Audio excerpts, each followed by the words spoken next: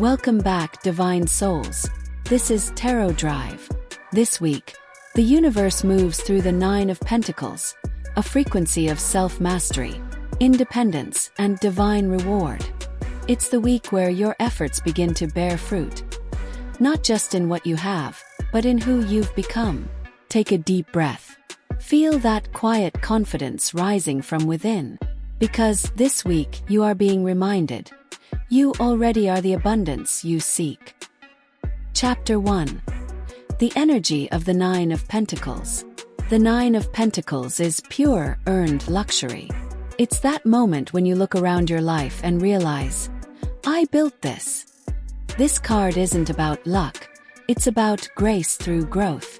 It's the garden you've cultivated from patience, persistence, and faith. Every seed you once planted in the dark, the late nights, the hard lessons, the lonely climbs, they're all blooming now. This week Spirit says, pause, breathe, admire your harvest. Because abundance expands through appreciation. You don't chase what you already embody, you attract it effortlessly. Chapter 2. The Shift. Something is shifting this week.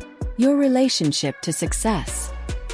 Where once you worked from survival or proving yourself, you now act from self-worth. The universe is opening doors, not through force, but through frequency. You don't need to grind, you need to glow. This is the energy of quiet excellence. You walk into rooms differently. You speak with calm certainty. You no longer seek validation, because you have validated yourself. Spirit says, the reward is not just wealth, it's peace. Chapter 3. Astronomy, numbers and symbols. Astrologically, the Nine of Pentacles connects with Venus in Virgo. Refinement, self-care and beauty rooted in discipline. It's luxury with purpose, grace with structure. In numerology, the number 9 represents completion and mastery. It's that final stage before you level up, when you've proven your ability to create stability through wisdom, not impulse. Elementally, this is earth, grounded, sensual, fertile. It asks you to reconnect with nature, touch real textures, smell fresh flowers, eat meals slow, walk barefoot. Because abundance is most magnetic when you feel rich in your senses. Crystals that align beautifully this week. Citrine for prosperity. Green Adventurine for growth. Pyrite for confidence and manifestation. Chapter 4. How it shows up in your life. You may notice signs of arrival. Opportunities that match your true worth, new clients, compliments, or unexpected income.